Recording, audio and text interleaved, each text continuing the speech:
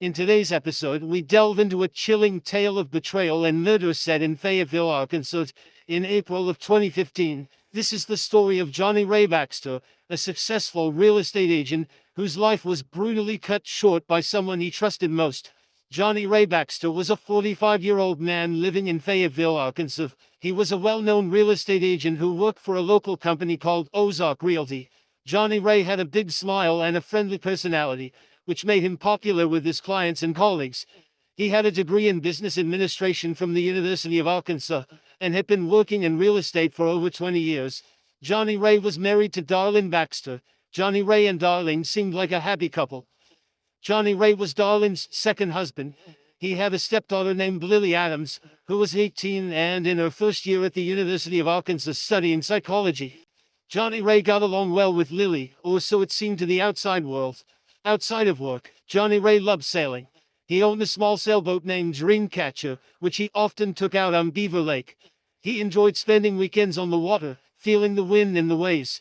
His friends at the local marina remembered him as someone who was always willing to lend a hand and share a laugh. In the days before his death, Jonnie Ray was busy with a big property deal. He was working hard to close a sale on a large commercial property in downtown Fayetteville. This deal was very important to him in his career. He was also planning a surprise anniversary trip for Darling. He had booked a cabin in the Ozark Mountains and bought tickets to see a concert in Little Rock. He even picked out a special necklace from a local jewelry store, Sissy's Log Cabin, as a gift for Darling. Despite his busy schedule, Jonnie Ray made time to visit the local coffee shop, our Sagas, every morning. He enjoyed reading the newspaper and chatting with the baristas. His favorite drink was a caramel latte. On April 10, 2015, 2 days before his death, Jonnie Ray was seen at our Sagas, smiling and talking about his plans for the weekend.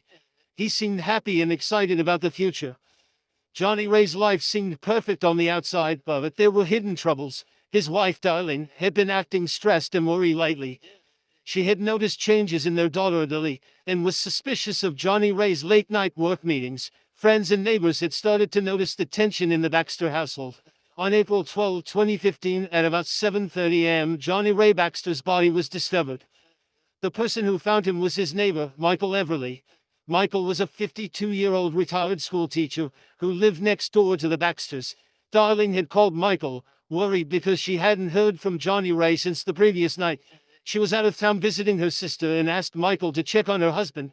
Michael knocked on the door of the Baxter house but got no answer. He noticed that Jonnie Ray's car was in the driveway, so he decided to try the door. To his surprise, it was unlocked. As he stepped inside, he immediately felt something was wrong. The house was unusually quiet. Michael called out for Jonnie Ray but got no response. He walked through the living room and into the kitchen, where he saw signs of a struggle, chairs overturned and broken glass on the floor. He followed the trail of chaos to the master bedroom. When he opened the door, he was met with a gruesome sight. Jonnie Ray was lying on the floor in a pool of blood. He had been bludgeoned to death with a hammer, which lay nearby, covered in blood. The room was a mess, with blood splattered on the walls and furniture. It was clear that Jonnie Ray had fought for his life. Michael was horrified and immediately backed out of the room, his hands shaking. He pulled out his cell phone and dialed 911, his voice trembling as he described what he had found. The 911 operator tried to keep him calm, asking him to stay on the line until the police arrived. The news of Jonnie Ray's death quickly spread through the neighborhood. Maple Street was soon filled with police cars, and curious neighbors stood outside, whispering to each other about the shocking event. Local news stations like KSM and KNWA sent reporters to cover the story, and by noon, it was the top news in Fayetteville. Michael, who had been friends with Jonnie Ray for years, was in a state of shock.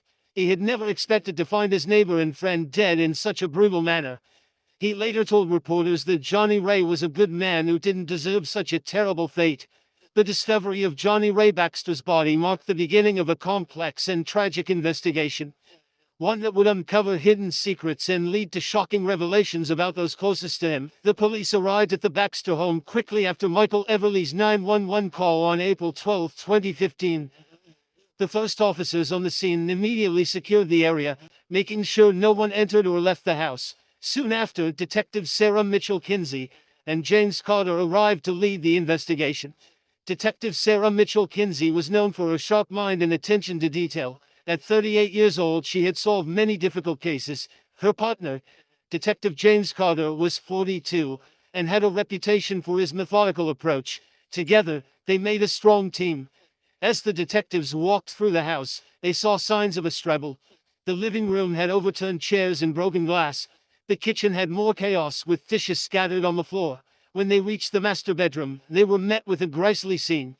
Jonnie Ray Baxter lay on the floor, surrounded by a pool of blood. He had been bludgeoned to death with a hammer, which lay nearby, covered in blood. The walls and furniture were splattered with blood, showing the violence of the attack. Detective Mitchell Kinsey noted the hammer as the murder weapon and ordered it to be bagged as evidence. The crime scene was chaotic and disturbing. The detectives and forensic team took many photos and collected samples. They used gloves to carefully pick up items, making sure not to contaminate any evidence. Blood samples, fingerprints, and the hammer were all collected and sent to the lab for analysis. Outside, neighbors watched as the police worked. The local news stations, KFSM and KNUA, were there too, reporting on the shocking murder. Reporters spoke to neighbors who described Jonnie Ray as a friendly and well-liked man. The media coverage added pressure to solve the case quickly. Detectives Mitchell Kinsey and Carter interviewed Michael Everly, who was still shaken from discovering the body. He described finding the door unlocked and seeing the mess inside the house. His detailed account helped the detectives piece together the events leading up to the murder. By the end of the day, the police had gathered a lot of evidence but still had many questions. Who could have committed such a brutal act? Why would someone want to kill Jonnie Ray? The detectives knew they had a difficult case ahead of them, but they were determined to find the answers. The first suspect in Jonnie Ray Baxter's murder was his wife, Darlene Baxter. Darlene was 34 years old and worked as an accountant for a local firm called Razorback Accounting. She was intelligent, meticulous, and hardworking. Darlene had a tough past. She became a mother at 16 and worked as a stripper to support herself and her daughter Lily. Despite these challenges, she built a successful career and was known for her strong-willed nature.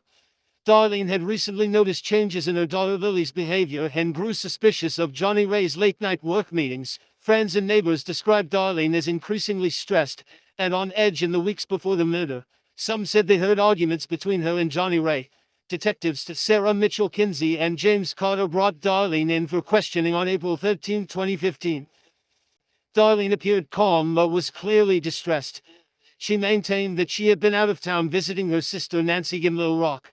She provided photos and text messages to support her alibi, but the detectives still had doubts. During the interrogation, Darlene spoke about her relationship with Jonnie Ray. She admitted they had been arguing more lately, mainly about his work and the amount of time he spent away from home. She denied any involvement in his death, insisting she loved her husband despite their problems. The detectives asked Darlene about the night of the murder. She explained that she had left for Little Rock on the afternoon of April 11 and stayed with Nancy until the morning of April 12. Nancy confirmed this story when the detectives called her. However, it couldn't ignore the tension in Darlene's voice when she spoke about Jonnie Ray and the changes she noticed in Lily. The police also searched Darlene's car and belongings for any evidence. They found nothing directly linking her to the murder, but they did find a diary in which Darlene had written about her frustrations and suspicions. These entries painted a picture of a woman under immense stress and emotional turmoil. Despite her alibi, Darlene remained a prime suspect. The detectives continued to look into her past, interviewing friends, family, and co-workers. They hoped to find a motive or any clue that could tie her to the crime. The pressure on Darlene grew as the investigation progressed, but she remained steadfast in her innocence. The investigation into Darlene Baxter was thorough, yet many questions remained unanswered.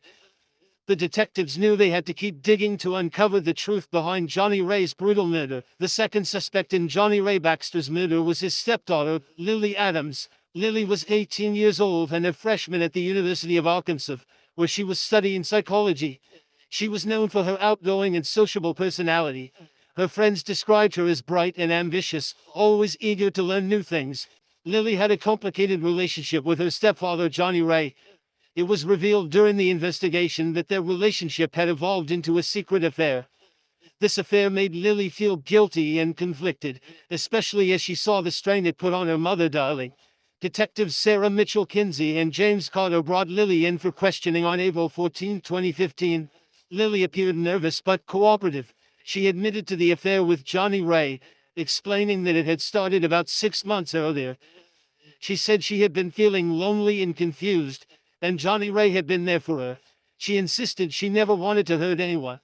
During the interrogation, Lily explained how she had confided in a close friend about the affair and her feelings of guilt. This friend, whose name was not disclosed, confirmed Lily's story to the detectives. Lily described the last time she saw Jonnie Ray, which was the night before his death. She said they had argued about the affair and the impact it was having on her family. The detectives asked Lily about her whereabouts on the night of the murder. Lily said she had been at a friend's house, studying for a midterm exam. Her friend confirmed this alibi, saying that Lily had stayed there until the early morning hours of April 12. Despite the alibi, the detectives were suspicious of the emotional turmoil that Lily was going through. The police also searched Lily's dorm room and her belongings for any evidence. They found nothing directly linking her to the murder, but did find several letters and notes between her and Jonnie Ray. These notes showed the depth of their relationship and the emotional struggles they both faced. Despite her alibi and the lack of direct evidence, Lily remained a prime suspect due to the affair and the emotional tension it created. The detectives continued to interview her friends and classmates, hoping to find any inconsistencies or new leads. The pressure on Lily grew as the investigation continued, but she maintained her innocence and expressed deep regret for the affair. The investigation into Lily Adams was thorough, but the detectives still had many questions. They knew they had to keep digging to find the truth behind Jonnie Ray Baxter's brutal murder. On April 17, 2015, 5 days after Jonnie Ray Baxter's murder, the police received a significant break in the case. It was a cool, cloudy morning when a jogger discovered a suspicious item in the park near Beaver Lake. He noticed a plastic bag partially buried under some leaves near a bench. Curious, he opened it and found a blood-stained shirt and a pair of gloves. He immediately called the police, and within minutes, patrol officers Karen Lewis and Tom Martinez arrived at the scene. They secured the area and called in detectives Sarah Mitchell Kinsey and James Carter.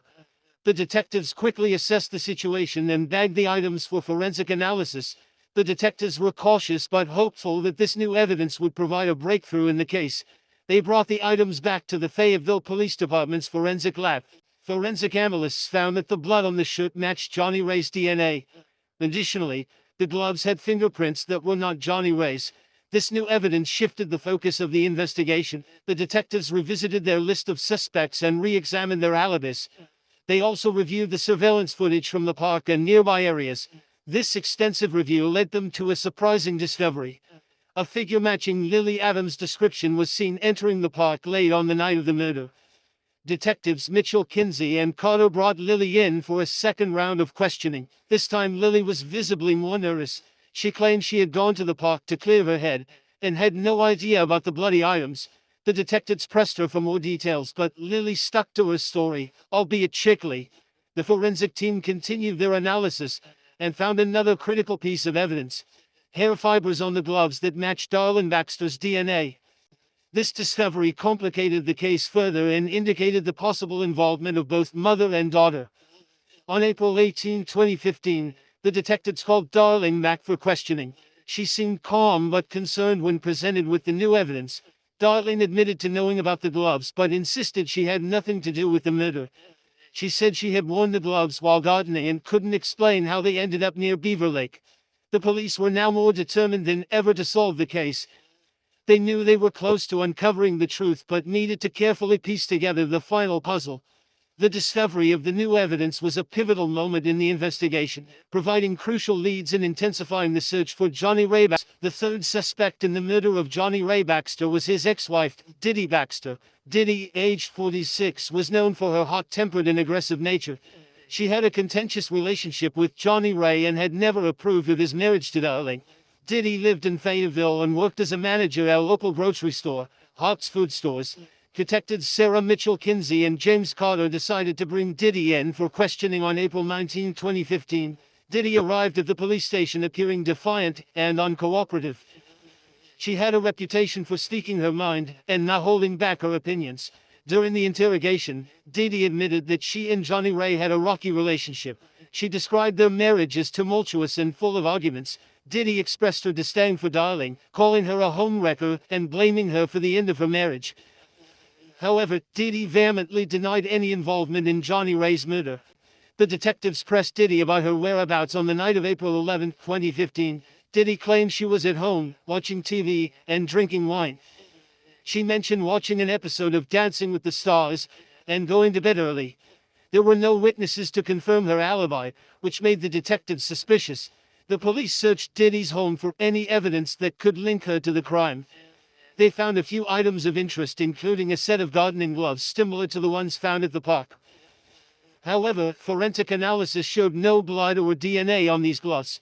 Despite her alibi and the lack of direct evidence, the detectives continued to probe Diddy's potential motive.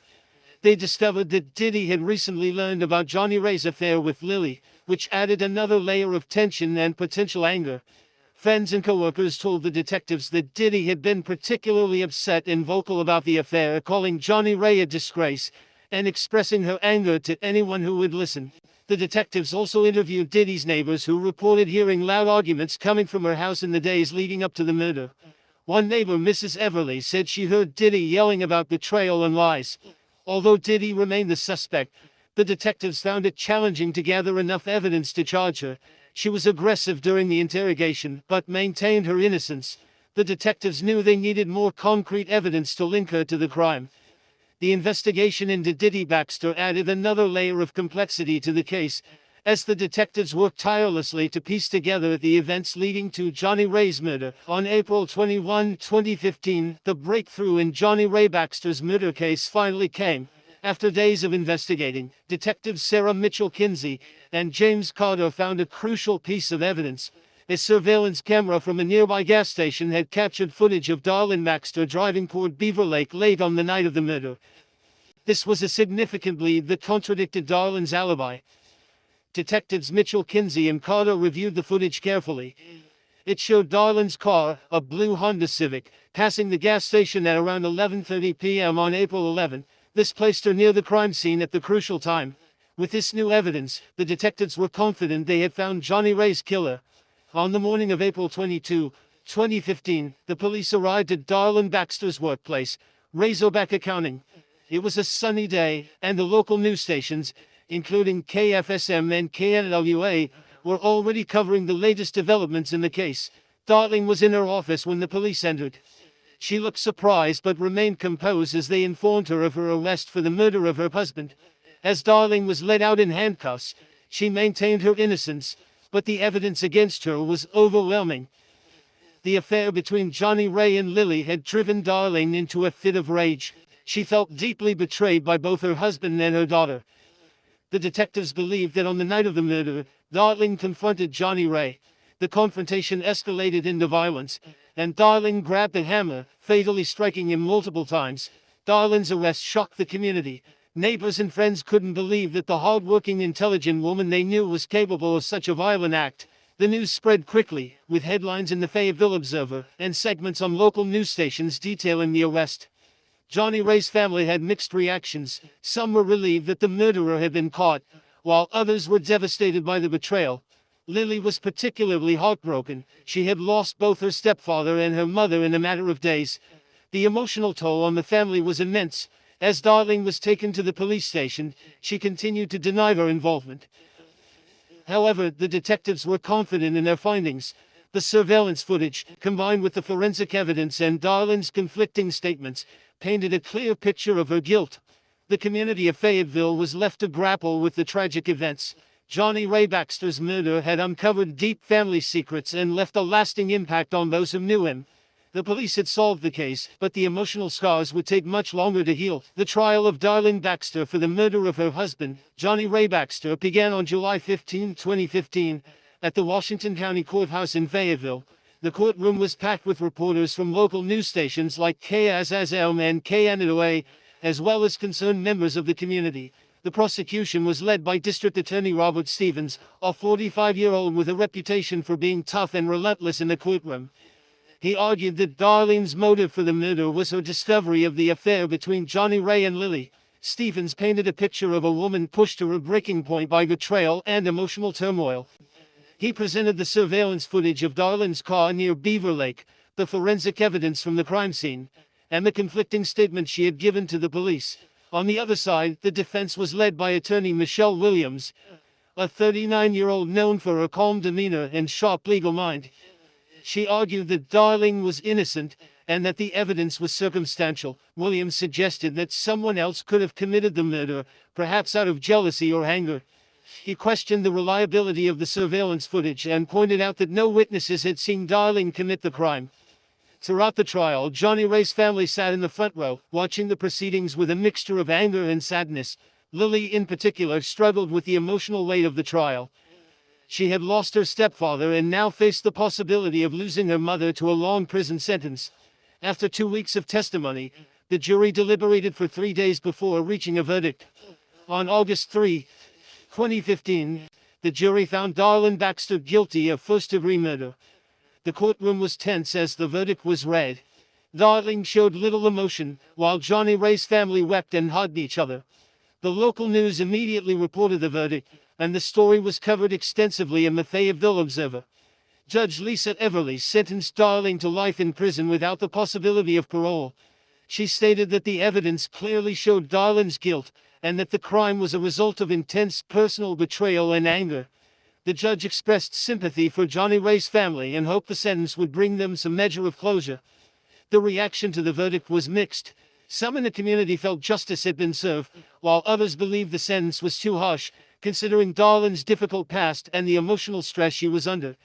Jonnie Ray's family, however, felt a sense of relief that the ordeal was over, and that the person responsible for his death was held accountable. The trial and sentencing marked the end of a tragic chapter for the Baxter family and the community of Fayetteville. The murder and its aftermath had left deep emotional scars, but the verdict provided a sense of justice and a step toward healing. After Darlene Baxter's trial and sentencing, light slowly began to return to normal for those involved in Jonnie Ray Baxter's tragic murder case. For Darlene, now serving her sentence at the Arkansas Department of Correction, life took on a stark routine. She was allowed limited visits from family and friends, with strict rules governing her daily activities. The media coverage surrounding the trial gradually faded, replaced by news stories and events in Fayetteville like the annual Bikes, Blues and BBQ motorcycle rally. Lily Adams, now 19, returned to the University of Arkansas to continue her studies in psychology. She struggled with guilt and grief over her role in the affair that ultimately led to her stepfather's death. Lily sought counseling to help her cope with the emotional aftermath, and worked hard to rebuild relationships with her family. She distanced herself from media attention, focusing on her studies and volunteer work at local animal shelters. Meanwhile, Detective Sarah Mitchell Kinsey received recognition for her role in solving the high-profile case. She continued her work at the Fayetteville Police Department, investigating other crimes and mentoring younger detectives. Detective James Carter transferred to the Northwest Arkansas Drug Task Force, where he applied his investigative skills to combating drug-related crimes in the region. In the community of Fayetteville, the impact of Jonnie Ray's murder lingered. Neighbors and friends remembered him as a friendly and successful real estate agent who loved sailing on Beaver Lake. The local Rotary Club held a memorial service in his honor, and a plaque was installed at the Fayetteville Town Center to commemorate his life and contributions to the community. Jonnie Ray's family, especially his first wife Diddy, found solace in each other's company and support. Diddy focused on her career at Hart's Food Stores and became involved in local charity events, like the Susan G. Komen Race for the Cure in Bentonville. She remained vigilant about keeping her family close and supporting her grandchildren, who missed their stepfather dearly. As time passed, the scars left by Jonnie Ray's murder began to heal, though the memory of the tragic events of April 2015 remained a part of Fayetteville's history. The community rallied around the Baxter family, offering support and understanding as they moved forward from the ordeal. This tragic case of love, betrayal, and murder serves as a stark reminder of the complexities of human relationships and the devastating consequences of unchecked emotions. Thank you for joining us on this episode. Stay tuned for more stories that uncover the darkest corners of the human psyche. Until next time, stay safe.